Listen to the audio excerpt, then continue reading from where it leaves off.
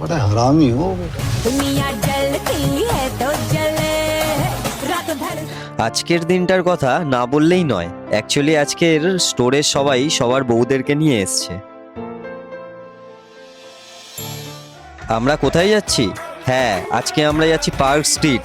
December মাসের শেষের দিকে পার্ক স্ট্রিটে খুব হইচই পড়ে।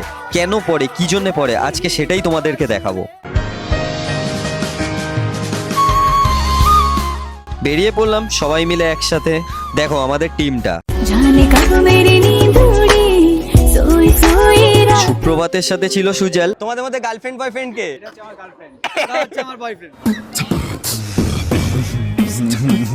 সবাই তো কাপেল নিয়ে এসছে, আমার তো কাপেল নেই, ওই জন্য আমি আমার কাপেলকে স্যাক্রিফাইস করে। কেমন লাগছে?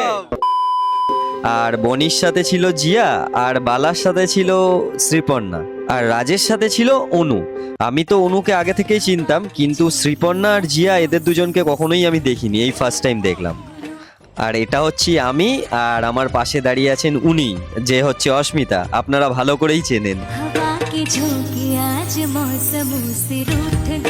বেরিয়ে পড়লাম। এবার তোমাদেরকে দেখাই পার্ক স্ট্রিটে কি হয়।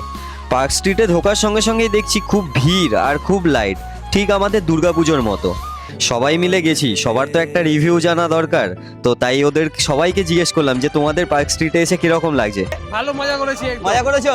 অনু কেমন লাগছে? খুব ভালো লাগছে, খুব ভালো লাগছে। ফার্স্ট টাইম এলাম। হ্যাঁ, এরকম 26 এর রাত 12টা আজকে ভীষণ ভালো লাগছে। খুব ভালো লাগছে। আগের বারও এসেছিলাম, এবারও এসেছি। ও মানে এর আগে সবই তো শুনলেন। এরপর আমাদের খুব না খিদে পেয়ে যায়, তো আমরা এবার আশেপাশে কোথায় ভেজ রেস্টুরেন্ট আছে সেটাই খুঁজছিলাম।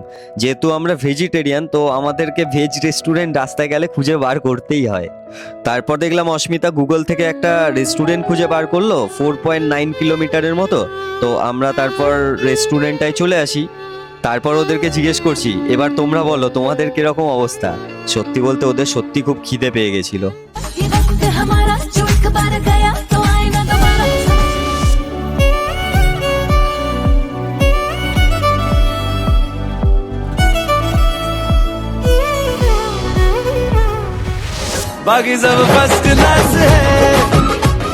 ফাইনালি খাওয়া দাওয়া কমপ্লিট করে এবার চললাম নিজেদের গন্তব্যে।